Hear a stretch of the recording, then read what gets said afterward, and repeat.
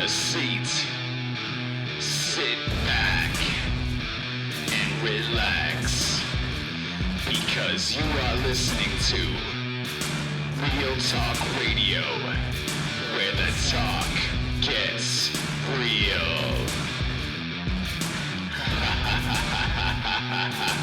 Dark Side of the Ring, the Ultraviolence of Nick Gage review. Welcome everybody to Real Talk Radio. This is Real Talk Wrestling. It's your boy Justin JLB and Vice. Dark Side of the Ring is back, and today I am not alone, as we will be reviewing Nick Gage's episode. This will be episode 2 of Dark Side of the Ring. But before I get any further, allow me to introduce to you my wrestling partner in crime to review this episode, Mike. How goes it, good sir? I'm all right. So yeah, just looking forward to. I was looking forward to this season for a very long time. There's a lot of good episodes that are approaching. There's been already like Brian Pillman one, which was great, and of course now there's the one on Nick Gage, I think it's called the Ultraviolent Life of Nick Gage. Which makes complete sense. Nick Gage, I've seen certainly a lot of his CZW, well, not a few CZW death matches and hardcore matches that, of course, he's been in.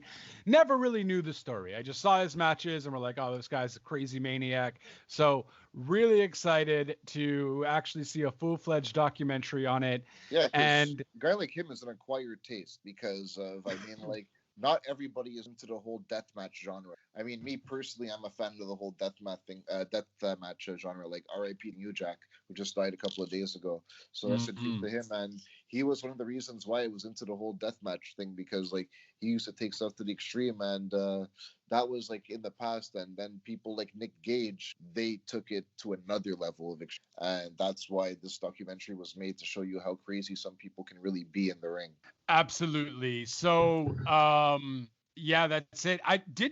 Just out of curiosity, Nick Gage never faced New Jack? I don't know personally. Maybe they have, but I mean, there's hundreds of matches that each guy has wrestled, and that's fair. Okay. If they have wrestled, I'm pretty would have brought it up in the documentary though, because of they already did the one on New Jack, and this way they would have just brought them back together.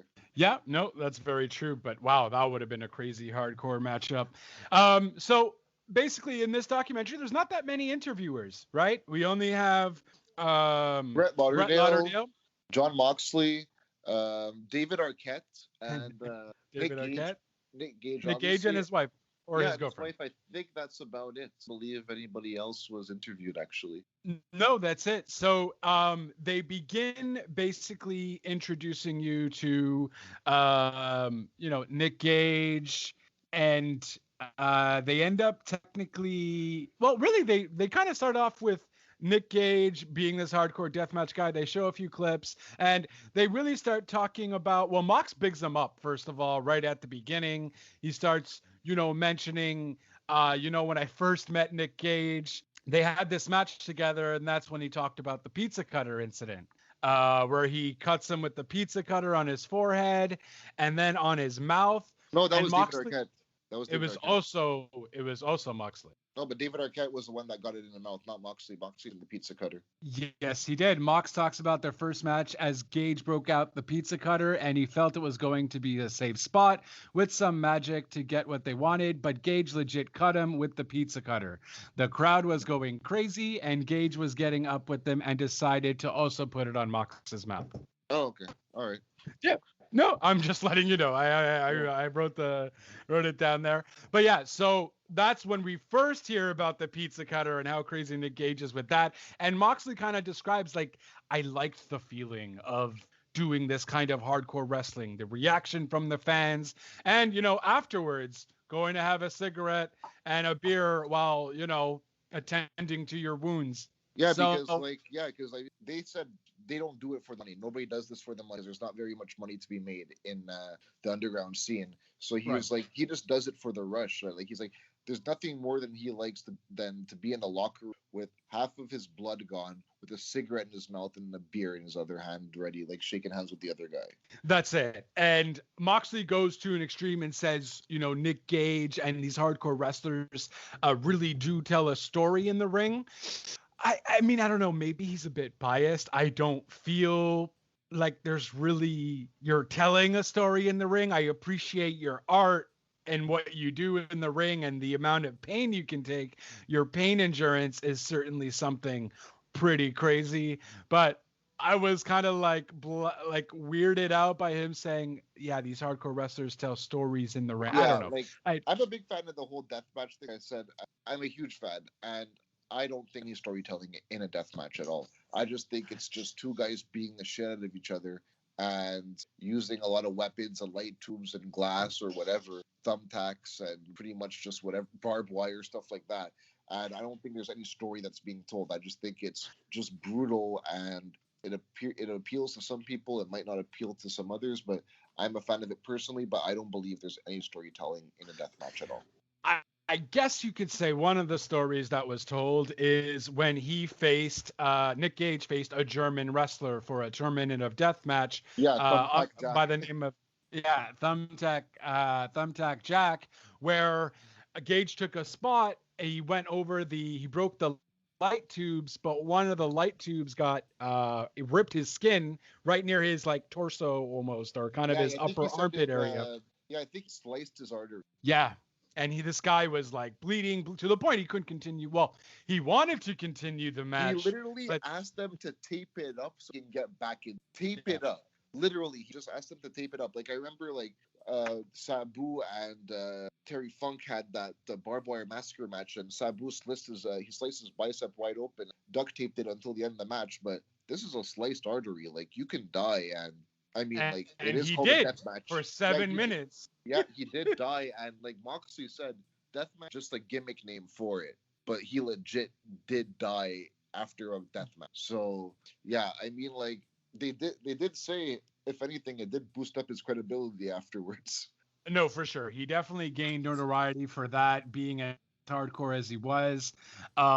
Yeah, but I mean, he's down for the cause, though. He even said something along the lines of, you know what? At the end of the day, I don't care if I'm gonna I think Brett even was the one that mentioned it, because Brett Lauderdale, his best friend, or one of his good friends, was a referee during that match, and he recalls Nick telling him, saying, "Listen, I don't care if I die," or he said Nick doesn't care if he would die in the ring. He likes it. He loves the adrenaline so much that it's something he would definitely want to do. And would be okay with, as long as he died for a good match, sort of ordeal. And Nick kind of agrees with that as well. I mean, like Nick was saying that, like I said, like he wants to be taped up. They wouldn't allow it because he'd be helicoptered out of there. But when they asked him at the beginning, why does he like doing death matches? Because of he's crazy, first of all, to be able to like something like that, and also he says his pain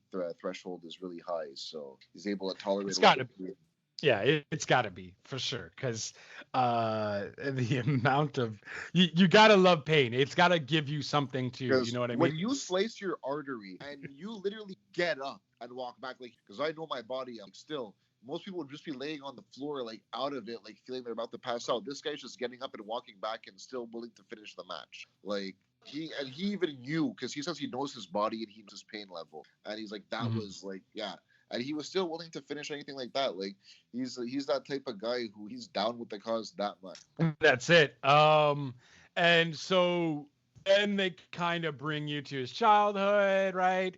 He says he was kind of known. He liked wrestling because his dad used to play Saturday night's main events on Saturdays when he go to his dad's house. He and his brother. I remember his wrestling name, Justice Payne.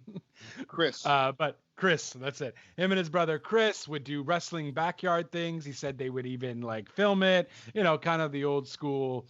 Even I used to do that stuff, not what they were doing with light tubes and barbed wire back then. Yeah, we all like body slammed each other onto the beds and power bombed each other. That's it. And he mentions he even got influenced because of the Cactus Jack Terry Funk barbed wire match in New Japan, death match. Yeah, so that in ECW as well was a huge reason why, and that's what popular. Like I think ECW is like what began popularizing the whole hardcore genre, and then Japan just took it to the next level, which they tend to do in every type of wrestling. That's it. And then you basically, I remember Mox. Yeah, so then this is where I think Mox gave the comment, not Mox, but Gage rather gave the comment that he was trying to make it with, he was trying to go to like ECW, but ECW said like he's a bit too crazy with doing these light tube stuff. And so he just basically said, well, listen, yeah, you guys are just messed up because this is what the new school does. Like, you don't know hardcore, I'm more hardcore. And that's where he kind of ended up joining CZW and doing a lot more matches for CZW as well, which was big back in the early 2000s. That was the main hardcore spot. Yeah, like 2008 maybe like 2006 maybe, I'd say that's the hottest time for it because they had these great tournament death matches back then. They were just wild because like Moxley said, like the match that Nick Gage had where he sliced his artery, like that was in the middle of some field somewhere where he's like, it was like a Woodstock of death matches where it was just pretty much a bunch of guys out there with their vans getting drunk, smoking weed, and watching death matches going on, and like that's the type of crowd that this draws. Well, that's it, and they only could really do it outside in a field where it's kind of isolated because they'll get shut down if it was in a building, right? So yeah, that's generally why.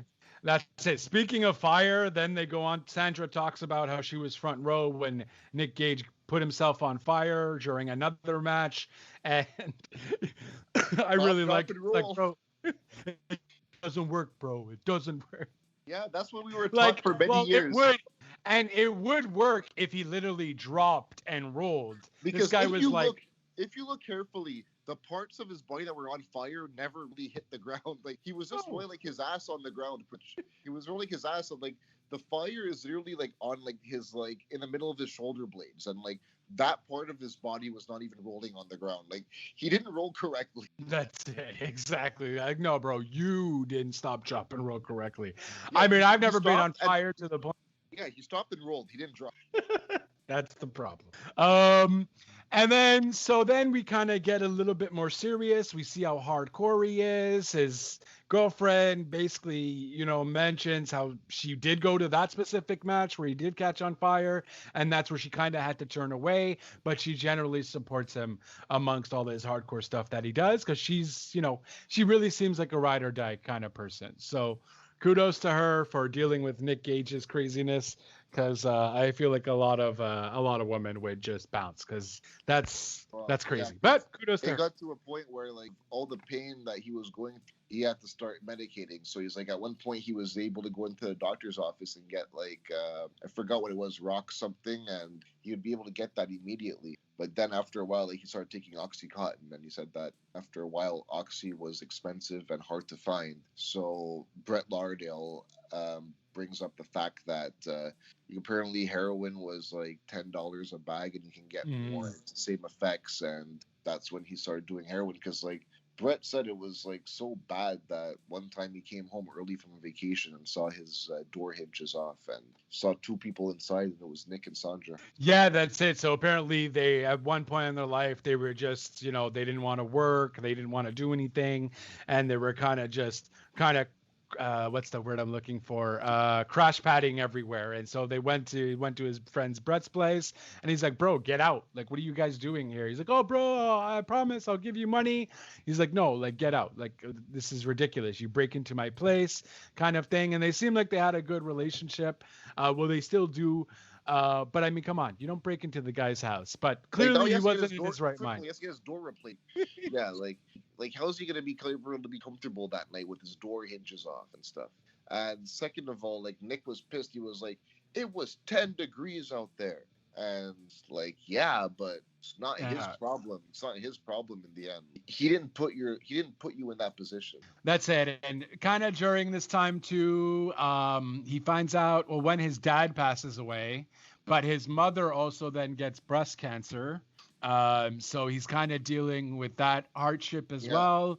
He was also in bad shape. He wrestled his brother apparently when he was in bad shape, and apparently his brother just wasn't having it. His brother was like stiffing him and beat him in like a very quick squash match. Apparently, like you can tell his brother was really pissed off with him. That's it. I think he even broke his shoulder or something. Nick broke his shoulder.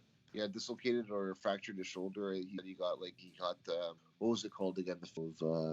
Oh, I don't know. Yeah, That's something a question. Yeah. Painmaker or something. Yeah. Well, either way, it dislocated his shoulder when he got his finisher move, and that point, he just realized he was in bad shape and nothing was going right, and he had to make some decisions that most people wouldn't make those. But the thing is, when I say most people, I mean most normal people. No, that's it. And he definitely made some stupid decisions thereafter too. So this guy's down in his luck. He's, he can't crash anywhere. So he's like, hey, I need money. So he just was randomly like, hey, let me rob a bank. Yeah, he said he pussied out of the first one that he was gonna. Then he just walked by another one. All right, let me go in and do it. Now, let me remind you all of this is a guy who used to go to the ring with a handkerchief over his face, like a bandana over his face at all times, every time he would go down to the ring. And Moxley says this. The one time the guy decides to rob a bank, he just goes in with nothing covering his face. Not only that, looks directly at the camera.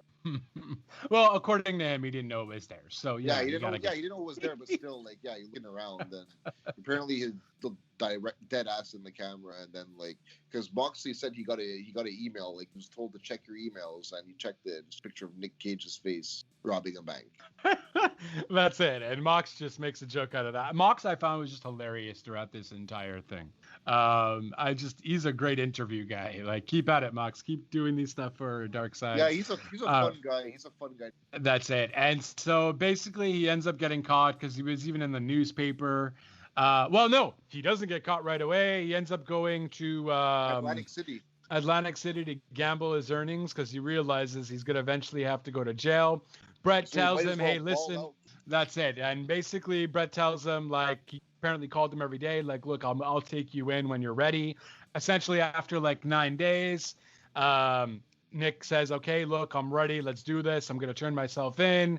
He gets a Burger King Whopper, smokes a few joints, and he turns himself in.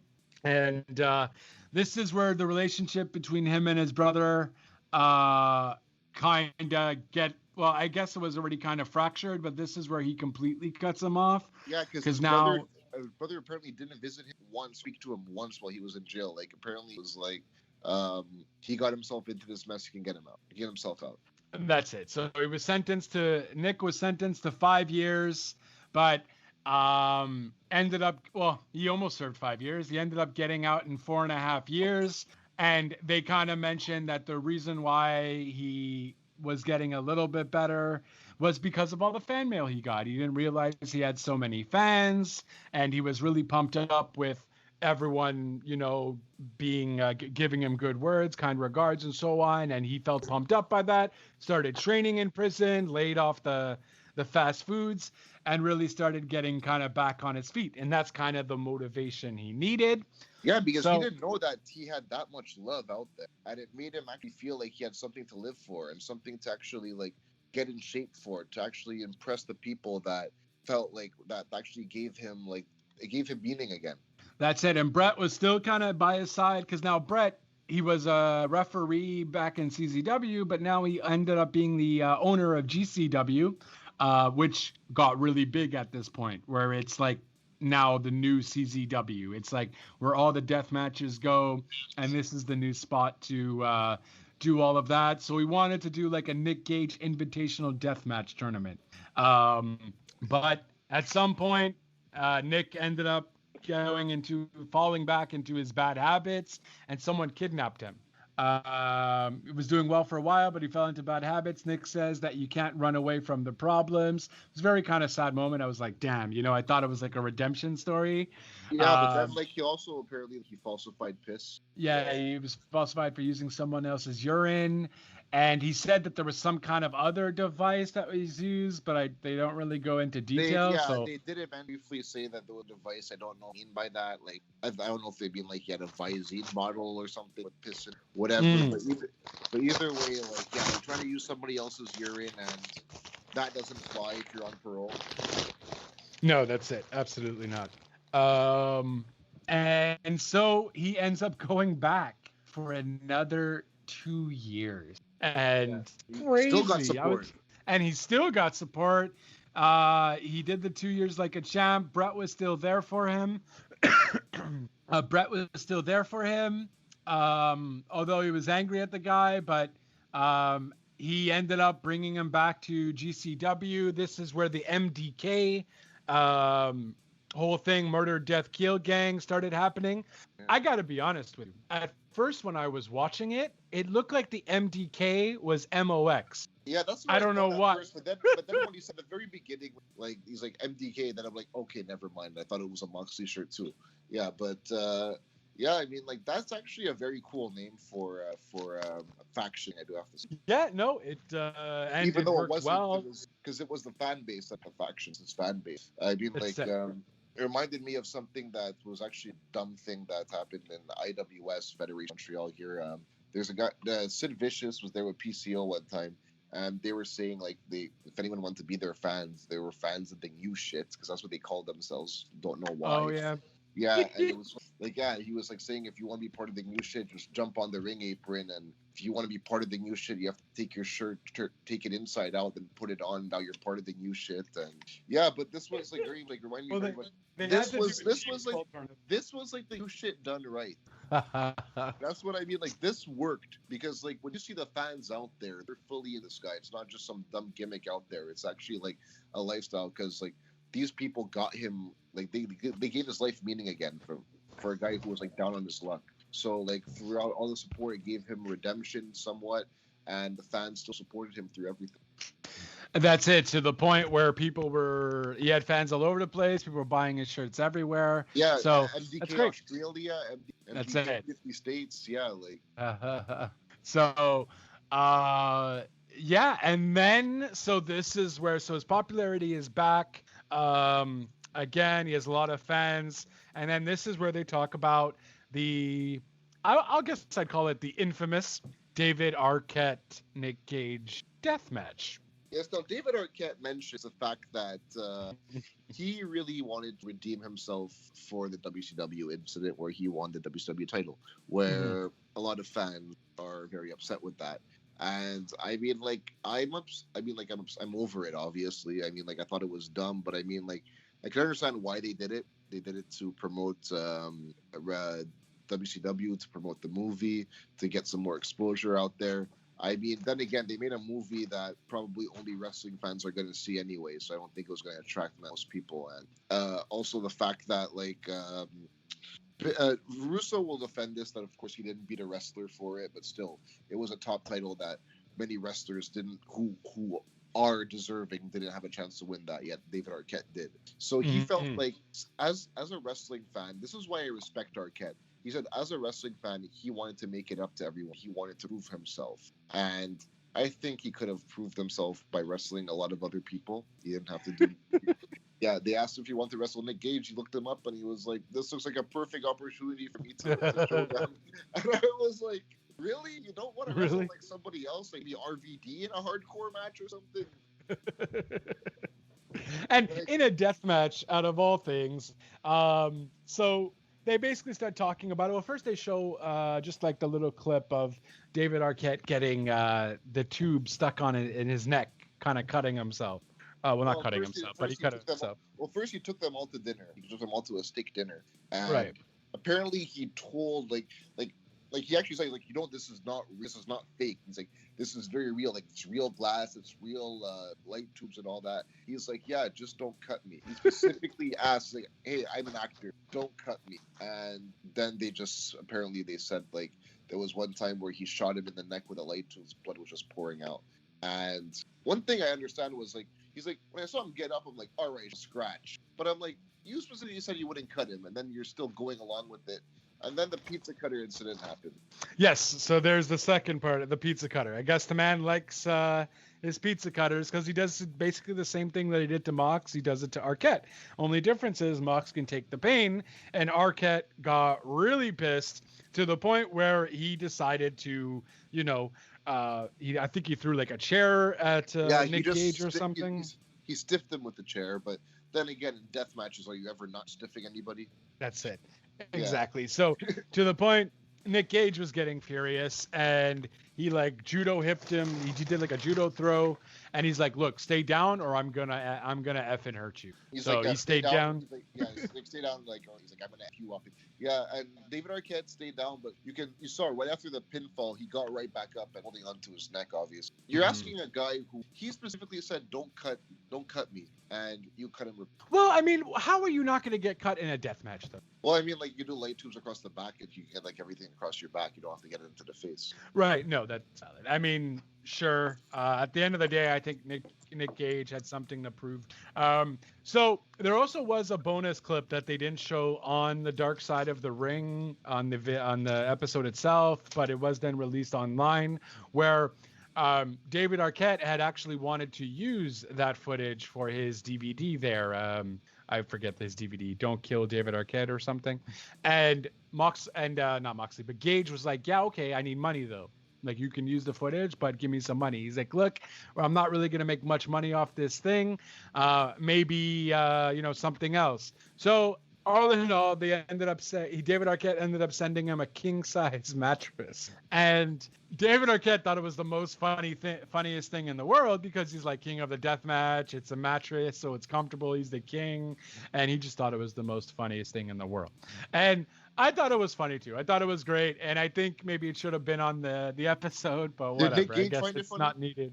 Well, he said he has it, so he's like, I have it there, and it's a brand new mattress, so whatever, why not? I think he still said he uses his own. He still uses his own bed. He doesn't even use the Arquette mattress yet. That's actually because. But Arquette's right. Like, he is not going to make money off of it and buy stuff like that nowadays. But I mean, I just like, that's why I'm just sure. Like, well, Arquette is pretty much. I'm sure he's very living comfortably. So yeah, so I'm pretty sure that mattress had much of an effect to him. And then again, mattresses aren't cheap either. So no, that's it. So then Gage again, his success continues to skyrocket. He's more popular more than ever now. However, there is some trouble again, as now we find out that his brother had committed suicide. So. Yeah. And that was bad because, like, everyone was saying that his brother was the one guy that had his life together. He had the good job. The kids, his wife. The wife. Yeah, and he had stuff to live for, and he's been, like... But then apparently, like, he was going through some substance abuse and running from the police, and apparently he was on the bridge and just jumped off a bridge. Yeah, and then what got to me too is Nick was even saying, like, I live, like, it's right in back of my place, that bridge. So I see it every time I leave the house. And I was like, oh, Jesus, So to have to just be reminded of that every time you leave your house is crazy. And it's amazing how things turned out that way. I was not expecting to hear that. I didn't know this guy's personal life. So when I heard that, I was like, wow. Everyone thought, Nick Gage would have been going down that road, and his brother was the more successful one. But it just goes to show you that substance abuse can get to everybody, and depends how strong you are as a human being, how much you can take, how you cope with it, and how you can fight from it. In Nick Gage's case, he kind of got that motivation through his fans. You know what I mean? He had that helping support of Brett Lauderdale and his girlfriend, and maybe his brother Chris wasn't getting kind of any support. So I really like the fact that the story did show you, having a good support system there to help you out. Because he actually said that, like, when he was out there, apparently he just landed in LA for a show. He found out his brother passed. Mm-hmm. And he said that, like, he didn't even want to do the show anymore. He showed up to the arena and he saw all the fans. It made him forget all about what happened. That's it. And that support system of his fans too, the MDK gang and so on. Like, he had a great, tremendous support system around it. His girlfriend, like I was saying earlier, Sandra, she's his ride or die, and she'll literally be there for everything, and that is someone you certainly need by your side. And he had that support system there. So I really like that message that they showed as part of the episode. And they also do mention, because Nick kind of gets somewhat cryptic. He says, like, listen, I don't know how long I'm going to be around for. It's probably going to be sooner rather than later that I will go on. And I think he was just being real about the fact, because he said he's not stopping this hardcore wrestling stuff until he can't wrestle anymore, period. So the guy already did die in the ring and he wanted to go back in. So, I feel like this is him. This is Nick Gage, and he's going to do what he loves. And if he goes out that way, he goes out that way, sort of ordeal. So, yeah, but just I do have to say also he finished off by right after his brother died. He actually finished off the match by using his brother's finishing move. oh snap! Okay, that Yeah. I forgot. Yeah. Yeah. But I So, just thought that was yes, cool. because that's it. And that's you have to that's a great way to pay homage. He was obviously a wrestler too. I don't know if he was wrestling then during everything was going on. I'm His not brother. sure because they showed like a picture of him in instructions. So like I don't know. Oh, Yeah, so I don't know if he was still wrestling at the time, but still, like, he did wrestle, so yeah, it was a good way to pay homage to him, whether he was retired or not at the time. But yeah, it was a good way to pay homage to him because of, like, yeah, it just happened, so let me pay my respects to him. yeah, absolutely. And I mean, and I don't think we mentioned it, but this poor guy, man, his so first his father dies, then his mother, who had breast cancer, ends up dying from breast cancer. Then, of course, the drug abuse, and robbing a bank, obviously not being in the right mental state, goes to jail. Then his brother dies. This guy has been dealt a bad hand, but he still tries to overcome it, and really liked that message going throughout the entire. He doesn't seem like he seems thankful and relieved of where he is, but at the end of the day, he also feels, I guess, more realistic to the fact. Like, look, I know, even Brett, I think, said it. Like, look, this is not necessarily a redemption story yet. An addict can always fall in his ways. So this is a continued story, because an addict never really. It doesn't just like poof, that's it. You no longer think of the demons that you once had in your life and so on. So it was kind of a realistic approach to it too, right? Because it's not a Hollywood story either, right? The addict gets this, he does this, and then he ends up clean and does a rock show. You know what I mean? This is a legit. I like the realness of taking it to me, this and reminds me of the E True Hollywood stories from back. It reminds me a lot of those because it shows you like the dark side, like it shows you the good and the bad of what goes on. Like it does show you I mean, pun intended, that shows you the dark side of the ring. Wow, you really had to, yeah. Well played. Yeah, exactly. It really does, and I just didn't like they didn't sugarcoat it. Like he's all good now. You know what I mean? And he's, he's It's not back like he's in- a million. Yeah, it's not like he's a million like that. And that's it, exactly. And yeah, and then that's how they kind of ended. They basically end it with him saying that he's probably going to wrestle until he's 60, and this was just a great episode. Like I really enjoyed this one a lot. It reminded me kind of like the New Jack one. Yeah, it reminded me. Well, I guess the hardcore wrestling too. New Jack just being hilarious in his interviews as well. That's the difference. Like New Jack also had the comedy of him. His opinions were very. Yeah, absolutely. And it just added. It was more fun. I found this one a bit more fun than obviously Brian Pillman. Brian Pillman was more of a serious story, of course. It was more dramatic. Like I don't think I smiled watching that. So to me, like that one was just like a pure dramatic, and this one like pretty much if you're gonna say movie genres, the first one was like was a drama, and this one was like a horror movie or a gore movie type thing. Like this was like a gore sequence type thing because of that's what Jericho being the narrator. He actually at the beginning, Deathmatch is like a live action horror movie happening right in front of you. Wow. Yeah. That's it.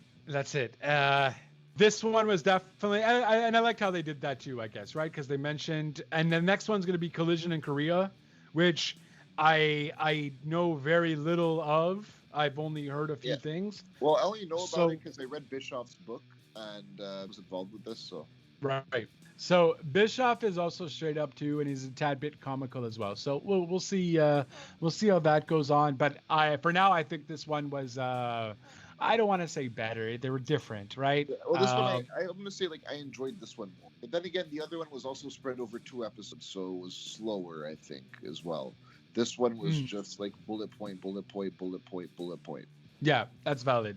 That's very valid. And also, while I watch this, I just heard that Moxley is actually going to face Nick Gage because Moxley showed up somewhere. I don't have the info, but Moxley showed up somewhere to intervene in one of Nick Gage's matches or something, and it looks like they're setting something up to face each other again. So this kind of was like, oh wow, like these guys have tremendous respect for each other. And if So- AEW should definitely find a way to capitalize on that. Man, that would be great too. That'd be awesome for Nick Gage. They are a bit extreme, but AEW, as known, they can take to an extreme route. I mean, they had Eddie Kingston. Eddie Kingston doesn't really go too crazy in AEW. So I'm sure Nick Gage can calm down on the hardcoreness, especially if he's going to get a nice little payday as well with that too. I'm sure that'd be great for everyone. Does the guy know how to wrestle? I mean, I don't know. That's like the question. Like, does he know how to wrestle? Like, there's no weapons involved. That's like Well, the thing, whatever.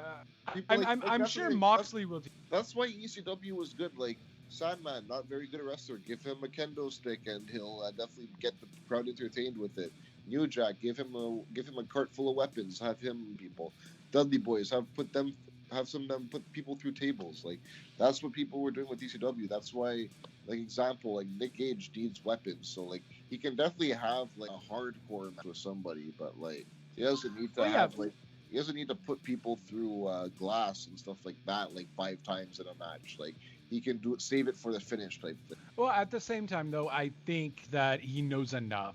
You know what I mean? Yes, we've seen him just do a bunch of hardcore stuff, but I'm sure this guy knows how to do a brainbuster, a suplex. I'm sure he knows how to go off the top of the... Like, he does little spots here and there during his hardcore craziness, too. So, I'm sure...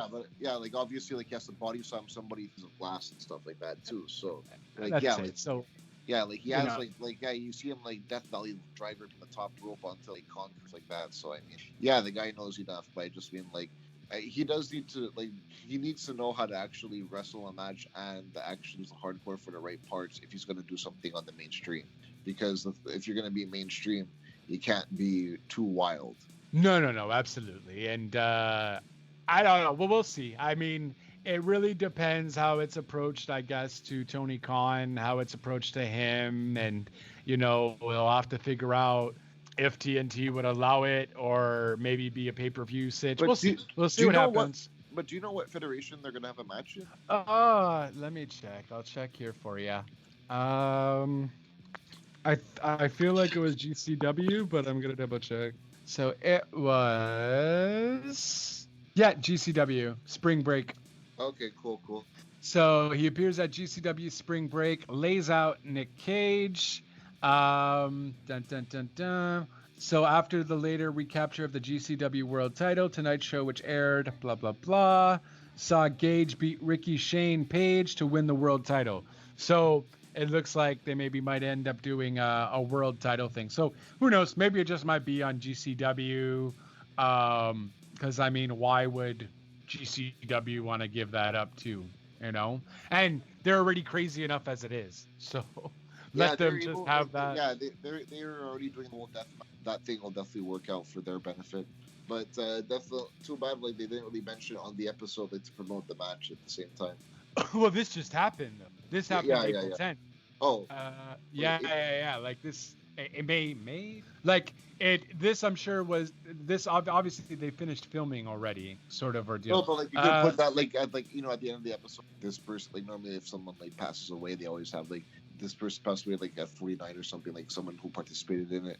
They could have just put a footnote: Nick Gage and Moxley met up, like, and Nick Moxley laid him out, and they're gonna now have a match. Just a way to plug it. That's fair. But yeah, this happened April 10th. So they had a month, and I guess they could have put it in, but maybe nothing's been announced yet either, right? Yeah. I just thought that's very possible. I just thought it would be a good footnote to put in and plug it, but yeah, at the same time, it's not their job. No, it's not. Well, I mean, you had Brett there. I'm sure he's still part of GCW. You would think he'd probably mention something, but either way, it was great. I enjoyed the episode. I thought it was fun. I thought it had a message for everybody. It had, substance abuse, how you can overcome substance abuse, and how someone can overcome or live through traumatizing moments of deaths of family members. And it gave you that, I guess, strength to kind of pull forward to make you realize, hey, people can go through stuff and still come out of it and somewhat live a better life from it too, as long as you have a great I don't know. I'm just all about the messages, and I love the message completely. And I was amazed. It's better for me than Brian Pillman. And if you're unfamiliar with deathmatch as well, this will definitely be a good insight to show you pretty much what it is you haven't seen. So it'll either get you interested or it'll get you to want to stay the hell away from it. Like I said, it's an acquired taste. So if you're unfamiliar with it and you want to see exactly what it is that you don't know, this will definitely show you what it's like, and it's definitely brutal. Yeah, definitely brutal. Yeah, I mean, look, you don't have to like hardcore wrestling. Just appreciate the art that they do with it. I mean, whether you want to say it's art or not is, I guess, questionable as well. But just it's really a telling story, especially from one of the hardcore guys in the business who does hardcore wrestling. I think that's why they, that personal story too will help a lot of people click with it as well. And you don't really have to just know these are the hardcore wrestler and that's it. You don't have to go and watch his matches afterwards, especially if you're not really that into it. So definitely looking forward to the Collision in Korea. That should be a good time. I don't want to look up any info on it. I'd rather just kind of be surprised. But yeah, any kind of final thoughts there, Mike? No, pretty much you covered everything. We covered everything. Like I said, I know what I know from the Bischoff book and like that. So, and I read that book around, I'd say 10 years ago. So still not fresh. So I'm going to make sure that I'm not looking up anything until I see the episode, because I want it to be like all like kind of not new to me, but I mean oh yeah, I forgot about that. Like I just want a lot of stuff just be like, oh yeah, and stuff I don't know as well, just to come to light as well, because I know everything from Bischoff's point of view. I want to hear it from other people as well. Exactly, that's it. So I'm super stoked for that. And yeah, man, thanks for, this was a great episode to recap, but thanks for obviously being on the ep as well. Where can they give you a follow, good sir, just in case they want to chit chat, since you're the go-to hardcore wrestler guy? Yeah, well, if you want me up, my Instagram is at Mike514UFC, my Twitter as well. If you want to look me up on Facebook, you'll see it's Mike Tsintziras, which is very hard to spell, but you'll definitely see it in there in the description. So you'll definitely see me over there. And if you want to follow my page as well, I have a page called STS. So just look up STS Shoot the Shit and you'll find my page. Bam. And of course, we'll have all the links to the doobly-doos down below. Won't be a problem there. So, yeah, absolutely. I guess a lot of people have trouble spelling. Yeah, it's a hard name to say. But yeah, you guys can also, of course, follow me as well. It's Justin JLB, so it's at JLB420 on Twitter. Real Talk Radio, though, is the brand at Real Talk Radio 8. Anchor.fm/RTR, where you can find all the streamables, the Spotifys, the YouTubes, the Apples, the Stitchers, and whatever have you. At JLB Online is also the Real Talk Radio Online, at Real Talk Radio Online on Instagram. We're kind of updating that more so, probably going to do a lot more clips and all that too. And yeah, that's pretty much it. So all those links, of course, will be on the doobly-doos as well for whatever you like, for whatever way you like hearing us. And of course, like, share, subscribe, hit that notification button if you are interested to get updated on all newer episodes. You can certainly do that as well. And this is the closing point for this week's episode. We will be back next week for the Collision in Korea, as that should be a good time. And thanks again, Mike. Until next time, guys. Ciao for now.